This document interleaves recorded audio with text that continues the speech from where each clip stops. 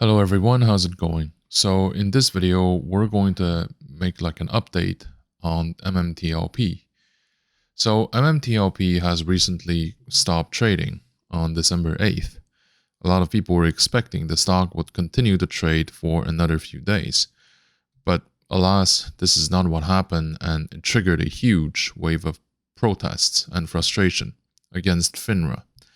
So right now, my understanding is that the pressure is still mounting on like FINRA and SEC to provide a response to the investors, and the voices are not dying down. This is a very good sign because usually online protests, they can last for, a few days and then that's it.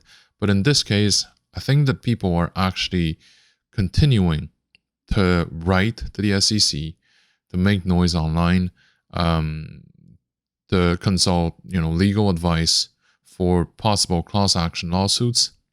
So this is why this whole issue will not finish for some time.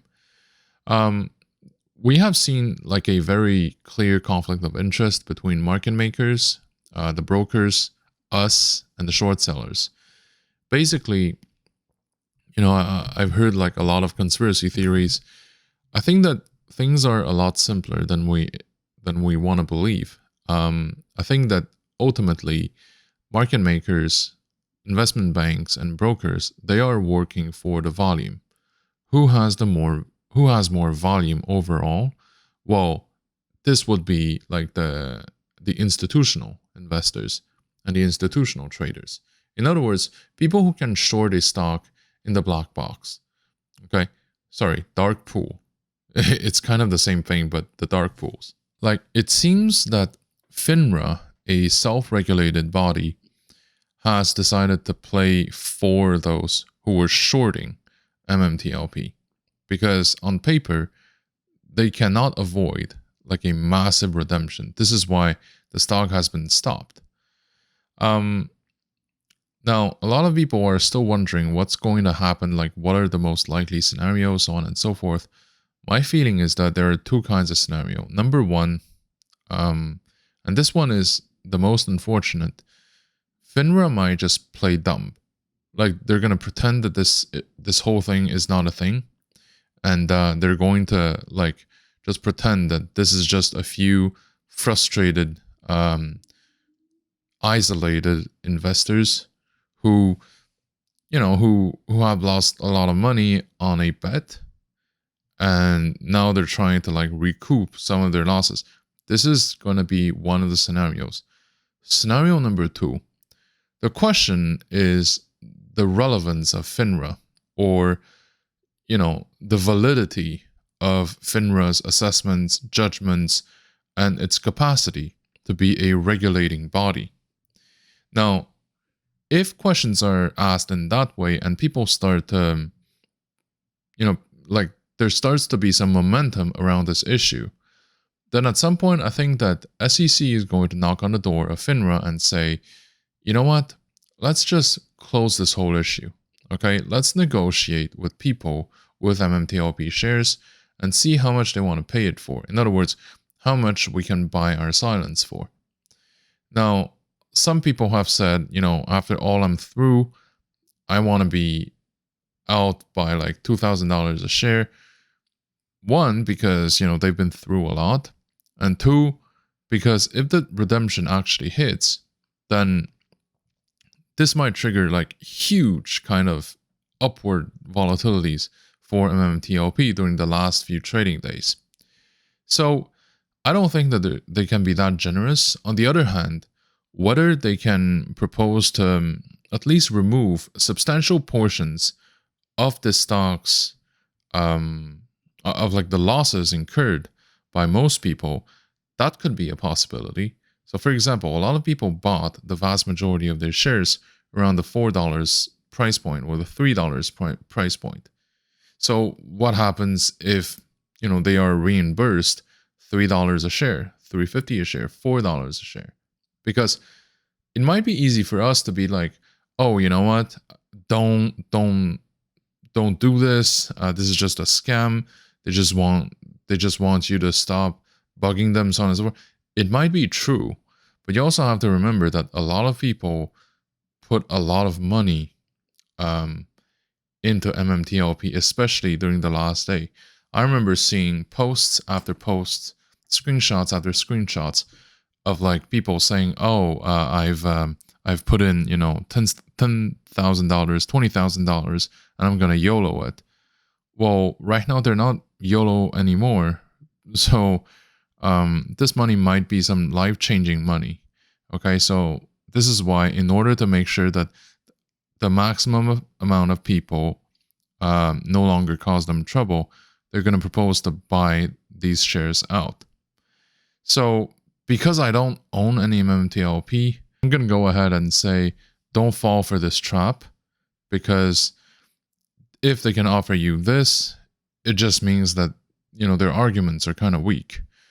Now, of course, we can also say that maybe the fine prints left behind from FINRA regulations allows them to do this kind of stuff. And maybe there's some precedents before which allows like regulators to stop trading any sort of stock at any point in time. I have also seen that some people have complained to the SEC about FINRA's actions, and SEC simply responded back by saying, you know what, this issue has been addressed by FINRA itself, so we're gonna leave it to it. Oh, and by the way, they are an SRO, self-regulated organization. So, like, we're not saying that it doesn't really concern us, but we're doing the actions that show that we don't really care. So these are like the current responses that we have gotten regarding how those like what's going to happen to the shares. They have already been replaced by the private shares, and it seems like we're likely going to go to a gray market kind of scenario where we can buy and sell these shares in private placements, but with like even less regulations. So there won't be a FINRA to look after any of these. Is that good news or bad news? I'm not sure. But here's what I do know.